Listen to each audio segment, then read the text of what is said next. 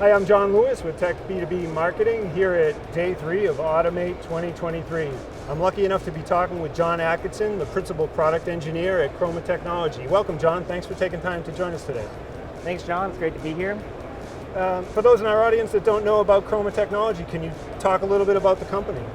Sure, yeah. Chroma Technology is a 100% employee-owned company. We're based out of the state of Vermont.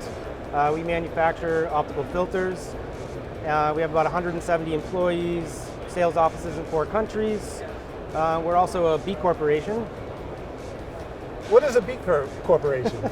A B Corporation basically means that we care about our community and not just the bottom line. Care about the global community, especially supporting researchers and scientists where we can. Yeah, I saw some news about Chroma doing some philanthropic efforts in the local community with a warming shelter, food pantries and stuff like Absolutely, yeah. Chroma gives back to the community quite a bit, more than any company I've heard of, frankly. That's great.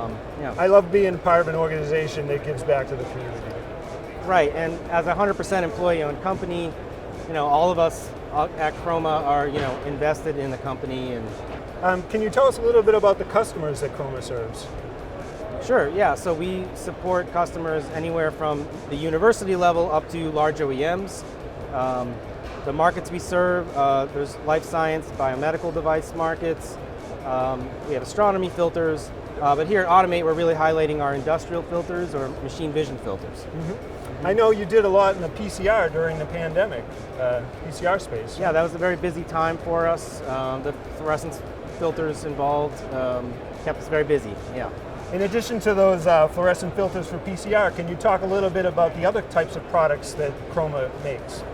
Sure, so it's primarily sputtered dielectric interference coatings. So band passes, short passes, long passes, notches, mirrors, that type of stuff. Yeah. Great, that's fantastic. Can you tell us a little bit about these machine vision filter kits and machine vision filters that you're highlighting this week? Sure, so these are all band pass filters. Again, they're sputtered dielectric filters. Off our catalog, it's 100% lifetime warranty. So these are all centered around common LEDs, and they provide really good value. So high transmission, good rejection.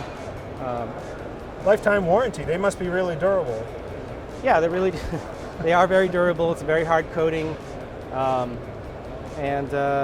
we're very confident that they'll survive even the harshest environments. Fantastic. Can you talk a little bit about how this filter kit would help vision system developers in their design process? Sure, yeah. So the idea is an integrator or a vision system developer would have a variety of filters to try out and find a solution. They'd give us a call and say, yeah, I want more of those, or potentially they need a custom solution based off what they learned from using the kit and from working with our engineering. Mm-hmm. And that's really where we hope to gain traction in this market is custom solutions for OEMs. Fantastic. Now, how does bringing the filter into the design process early impact the development of the vision system, the end result, the end product for the system developers? Yeah, I think it's important for developers to know that a filter is a critical component. You often need a filter, or at the very least, it will help improve the system. So that means you could have potentially a cheaper camera or a cheaper lighting system, and the filter compensates for that. Again, boosting the contrast, that allows you to have faster inspections, so your line speeds are quicker. Yeah, it's would also help to increase the signal to noise and really simplify the post-processing, right? Mm-hmm. So less complicated algorithms, if you will. Right, so by improving the contrast with a filter, you might be able to use a less expensive camera to achieve higher speeds. Exactly. Yeah, yep. Fantastic. Is there anything we haven't talked about today that you'd like to share with the audience?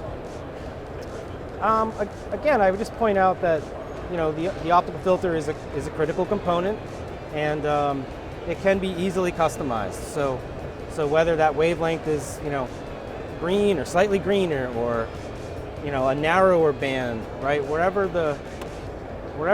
the object you're looking for will be enhanced spectrally, right? Yeah. The spectral precision that we provide means repeatability. Yeah, right so on. different same filter, different instruments, you're always going to get the same answer. And again, the bandwidth, I think, is probably most critical thing that could be optimized. So we can go from a narrow band to a very wide band. The edge placement in wavelength, right? You want to cut out that green light and allow the red light. Those are all important things, and we're very adept at scaling up custom solutions. Fantastic. Is there a way that our audience can learn more about your machine vision filters? Yeah, sure. It's chroma.com/MV for machine vision. That'd be a good place to start. Well, thanks, John. I appreciate your time. I hope to see you again next year. Yeah, thank you, John. Take care.